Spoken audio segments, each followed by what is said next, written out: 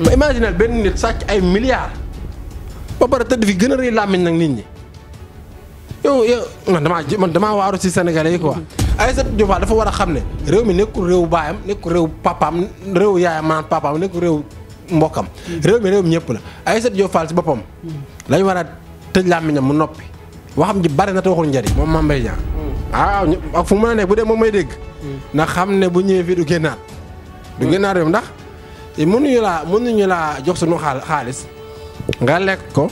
ba pare daw dem sa yoon dugg ci àll bi ba mu neex la tabaski ñëw nga ne da ngay ñëw avec ça nga bëgg a ñëw génnaat comme si dañ laa dénkoon benn kër rek après nga tëj kër gi dem sa yoon mënul nekk. mboolem ku lekkoon xaalis réew mi commencé ci Mame Mbaye Niang nañu xam ne ñoom ñëpp dinañ rëq seen digg ñu génn lañu yoroon. Omar Sow moom fii la taxawoon di jooy naan Macky Sall dañoo tayle daw génn réew mi kooku moom damaa jàpp ne ab tàppel la boo xam ne.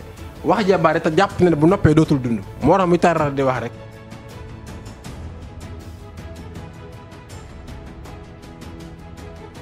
jërë ngeen jëf mbokki internet yu 5M TV Sénégal ci topp gi ak bàyyi xel gi saa bu nekk jëmm ji jàpp naa ne gën ngeen koo gis lool ci scène bi mu di Serigne Saliou Touré saa bu nekk ñuy siq ak moom waxtaan ci tolluwaayu réew mi gën nañ ko gis lool Serigne bi xam naa dañ lay bàyyi nga nuyu rek ñu dugg ci waxtaan bi Serigne Saliou ñu lay nuyu. ñoo ngi leen di fay waaleykum salaam wa rahmatullah ñu ngi nuyu mbokk yi nga xam ne ñooy siifur 5M TV yëpp di leen ñaanal jàmm te di ko sàkk ci yéen di ñaan yàlla def si réew mi jàmm tabaski ñu jub jimit yàlla def si barke. gën nañ ñoo gis waaye nag dellusiwaat nañ incha allah. macha allah Serigne Saliou ñu dugg ci waxtaan bi xam naa jamono ji moom. réew mi tàng na gën nañ laa gis lool ci li nga xam ne moo di caméra bi.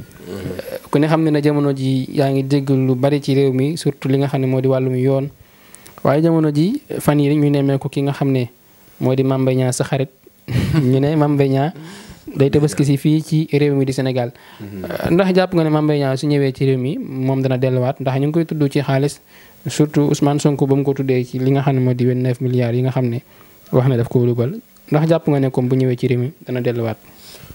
waaw Mame Mbaye Niang de la ma daan wax ci moom du changé du fi jóg lenn waxoon naa ko nee naa tôt ou tard dina am lanteeg yoon ndax Mame Mbaye Niang dafa bokk si ñi nga xam ne ñoo taal réew mi bu tagga témbee fii moom la ndax boo xoolee xaalis bi ñu ko joxoon pour mu def ko ci ndaw ñi xaalis boobu moo tax ba léegi dara sottiwul ci jamono ji ndax mënuñu laa jox budget bu toll ne lañ ko joxoon ci xaalis pour mu liggéeyal ndaw ñi mu lekk xaalis ba pare li ci gën a doy waar am ku taxaw carrément di citoyen sénégalais ne la xaalis bi nga rapport de la épinglé da nga war a dajeeg yoon nga porte ko plainte fexe ba taal réew mi ci ay yoo xam ne amul benn sens amul bopp amul genn léegi nag moom moo taxaw ne rapport am na loolu waxoon naa ko fi moom leer taxaw ne rapport am na léegi nag bu fekkente ne rapport am na ba xam ne rapport am na Sénégal am na yoon te yoon ñëpp la fi nekkal dafa tëddee njaaxaanaay rawatina askanu Sénégal la yoon di liggéeyal léegi gis naa ko mu def benn gis naa ci benn publication benn site mu daal ne moom dana tabaski si ñoo ngi koy xaar bu ñëwee dana julli si jàmm bu jullee si jàmm nag mën na jot naa ne du génnaat réew mi moom Mame Mbaye Niang waaw ak fu mu mën a nekk bu dee moom may dégg ndax xam ne bu ñëwee fii du génnaat réew mi ndax mënuñu laa jox suñu xaalis nga lekk ko ba pare daw dem sa yoon dugg ci àll bi ba mu neex la tabaski ñëw nga ne da ngay ñëw avec ça nga bëgg a ñëw génnaat comme si dañ laa dénkoon benn kër rek après nga tëj kër gi dem sa yoon mënul nekk saa bu ñëwee dana xam ne yoon am na te yoon dana dal si kawam te nam daan def di moquer sénégalais yi di kaañoo sénégalais yi di wax président Ousmane Sonko daa daw amul lu wax amul fitu ñëw yaakaarloog man moom si boppam nag war naa xam ne Ousmane Sonko ragalu ko moom Mame Mbaye Niang parce que boo déggee muy wax da ngay gis ne kii day kaañoo sénégalais yi day moquer sénégalais yi daf leen a respecté wul si jamono yooya mais jamono ji mu ñëmeetu koo def moo ko soxnaam soo sa ànd di moquer sénégalais yi ak soi-disant ci suq yi ka daan topp naan ko sawaay da ñëwut mu continuer jàpp ne loolu mooy continuer loolu mënul continuer ndax seen nguur ga jeex na nguur ga jeex na te ñi fi nekk nii li ñu woote mooy jubal jubbanti te dañoo war a xam ne réew mi dafa nekk ci phase bu difficile phase bi nga xam ne mooy jamono ji ñëpp a ngi taxaw di seetaan dañoo ñëw fekk réew mi nekk ci tooxi doona nekk ci ndóol gu metti nekk ci risque boo xam ne mën nañoo perdre lu baree bari ñu dénk ko ay ndaw ñoo xam ne ñu jub lañ war a liggéey donc mboolem ku lekkoon xaalis réew mi commencé ci Mame Mbaye Niang nañu xam ne ñoom ñëpp dinañ rëq seen digg ñu génn lañu yoroon bàyyuma kenn nag mais comme que Mame Mbaye Niang moo waral wax ji moom dana génn xaalis bi mu lekkoon bu ko defee nag ñu jaar ci keneen saa yoo xamee ne tegaat nañu réew mi ci yoon bu leer ba ñëpp jaaraat ci yoon bi bu ko defee incha allahu taala liggéey bi continuer parce que gis naa président Diomaye Faye mu ngi ci liggéey bu am solo donte am na sax dinaa am lu may wax si ñoom Ousmane Sonko ak Diomaye Faye dinaa am lu may wax si ñoom ñoo xam ne war nañ koo bàyyi xel bañ a perte base bi nga xam ne amoon nañ ko ci yenn côté yi incha allah.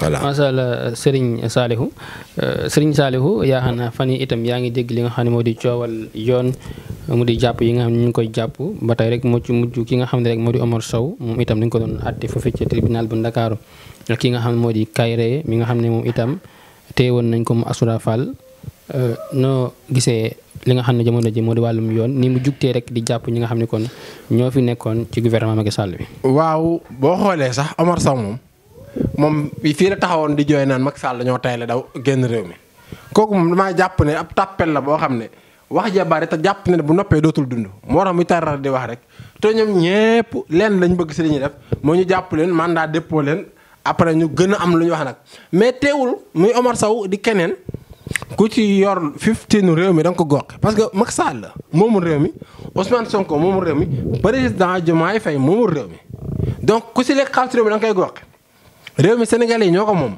dañoo teg ay sart yu leer pour que yoon bi nii la te sart yi ñëpp ñoo ci ànd ku jàdd ñu tegaat la ci yoon bi ku jubal ñu encouragé la ku dëng ba ñu indiwaat ñu duma la loolu mooy war a def maanaam ne dafa yomb jël xaalis réew mi dem sa yoon wax indi ay journaliste kaas indi ay caméraman ñu wax loolu dafa yomb dañoo war a def dañoo war a criminaliser sax sàcc nag foofu sàcc gi wallaahi dañ ko war a criminaliser ku ko def ñu jël li nga sàccoon tëj la à vie waaw moom sàcc dafa yomb niñ criminaliser viol noonu lañu war a criminaliser sàcc ba imaginel benn nit sàcc ay milliards ba pare tëdd fi gën a rëy làmmiñ nag nit ñi yow man damaa waaru ci Sénégalais yi quoi léegi nag bu dee ñaari ñi nga wax Kayré ak Assoura ñi ñuy tuddee ay patriote commencé ko ci sama bopp ak keneen ak keneen dañoo war a xam ne moomuñu nit ñi tamit patriote yi xam nga moomuñu nit ñi mënuñu fi nekk naa maa doon xeex gis nga fi ñëpp a xeex man mii dama daan dem Mbàkke di xeex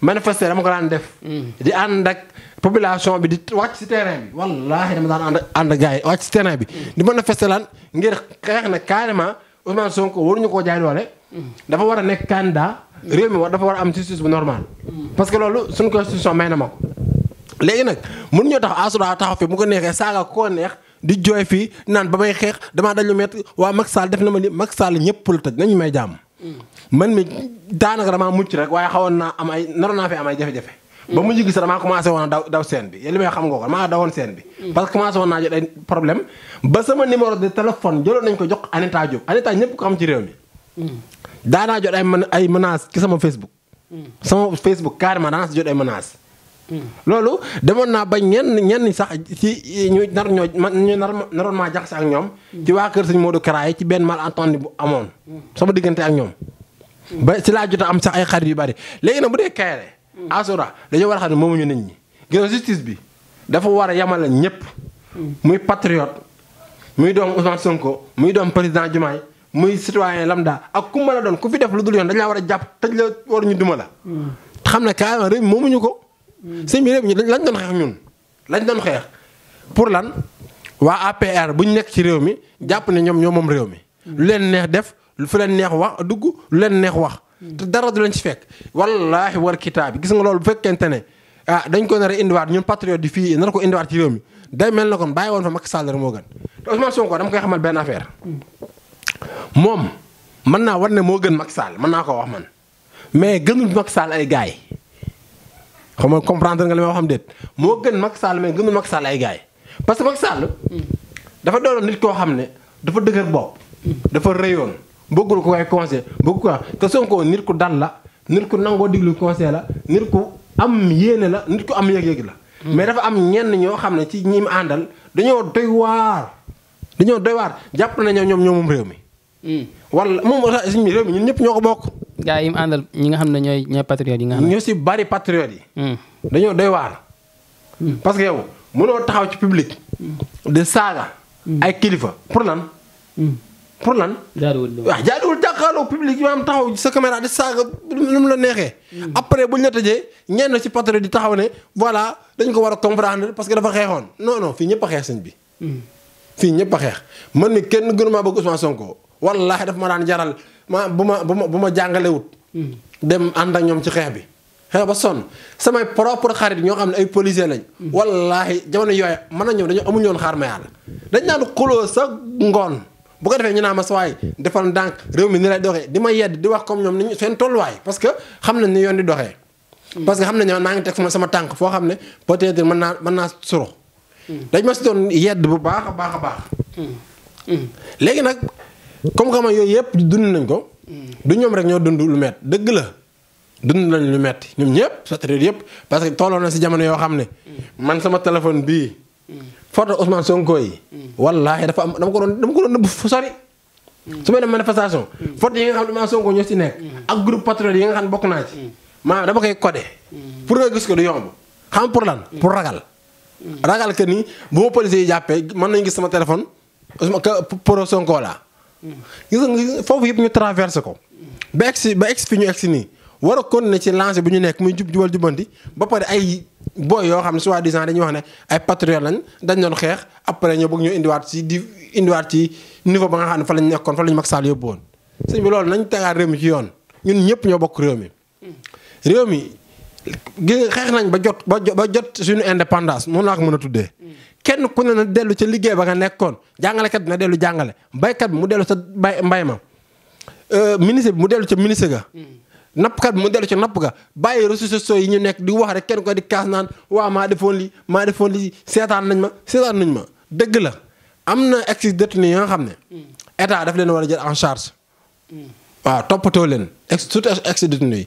toppatoo leen jël leen en charge mais pas yor leen seen dund. est-ce que dégg nga li ma wax jël leen en charge ñi ñu war a faj.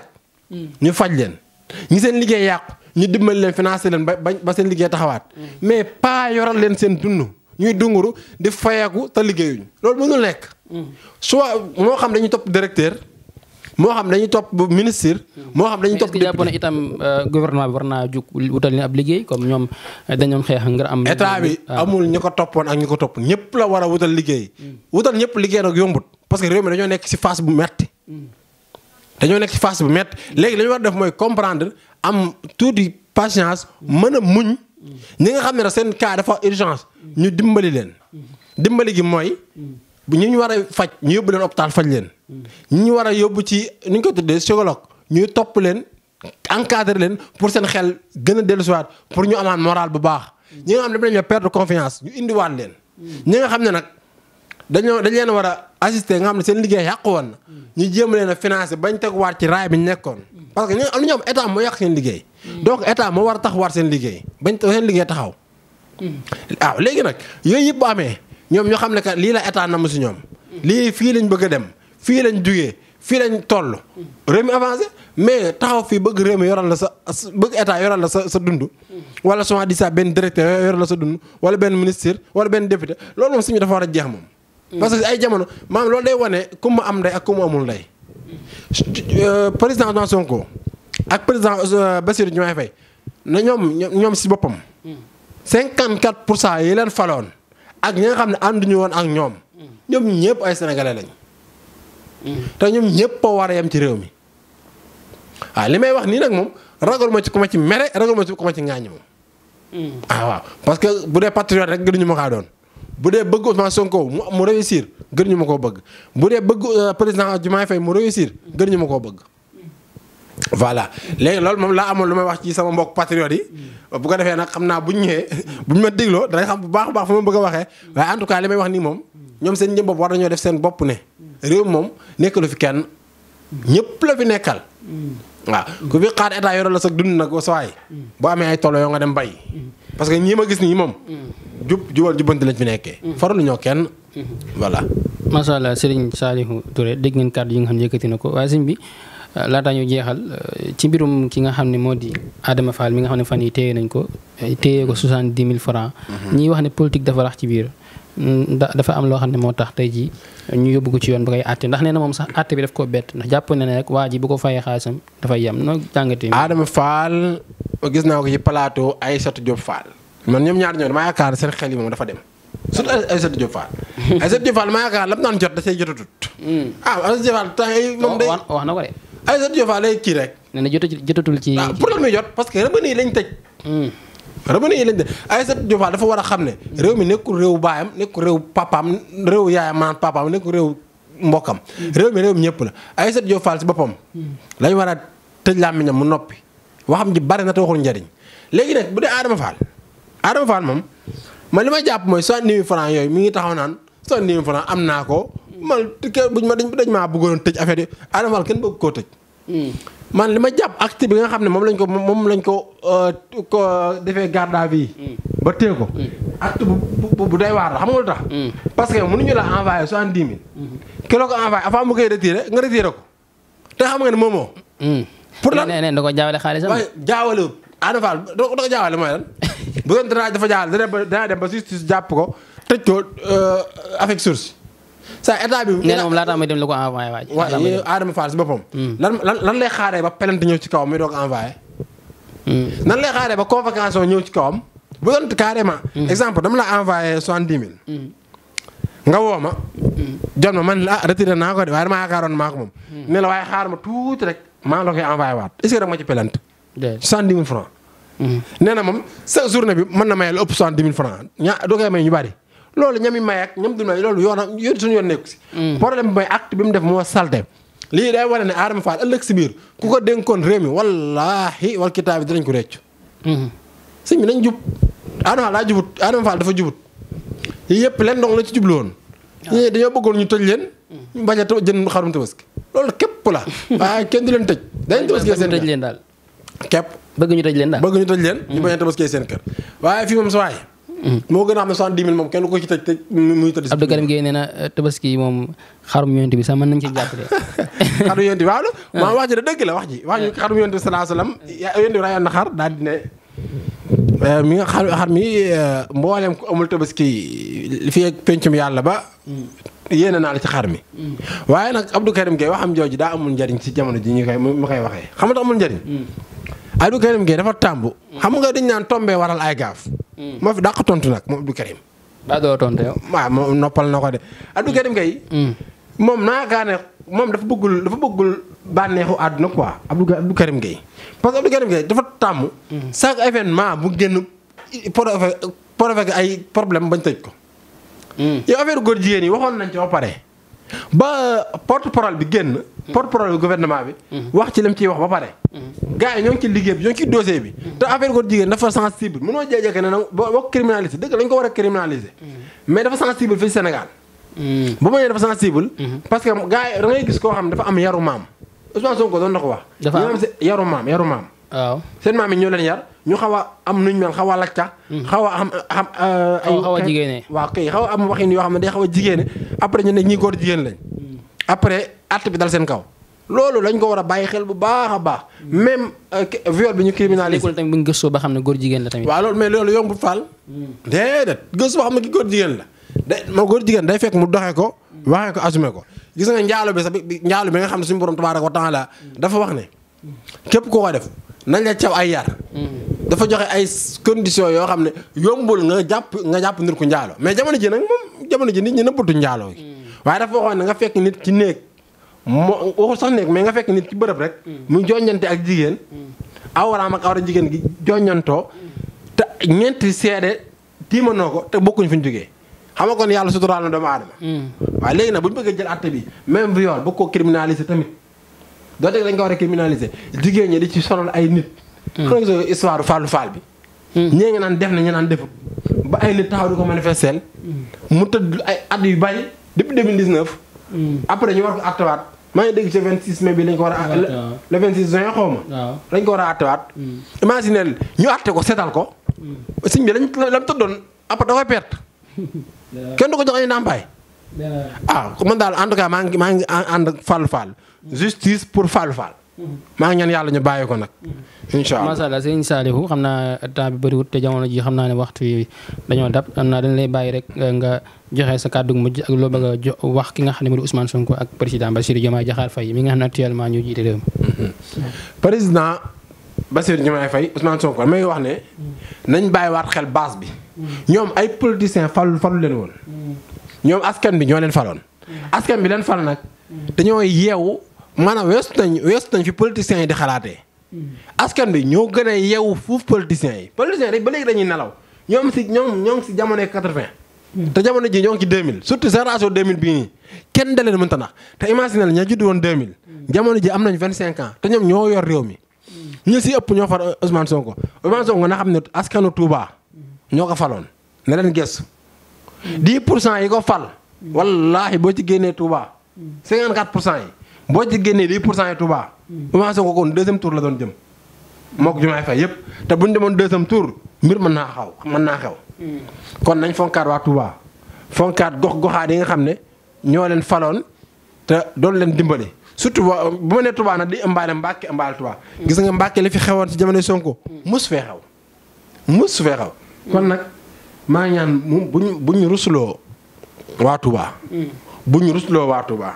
waa Touba sonn nañ lool ci ñoom.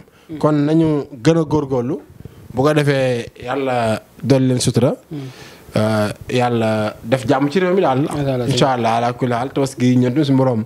yombal xar yi. te ñu bañ a tiit. te xam ne tabaski gi dana neex. dana mel nam daan mel. yàlla def jàmm ci réew mi daal. jërëjëf waaleykum salaam wa rahmatullah. jërëjëf sëñ Saliou.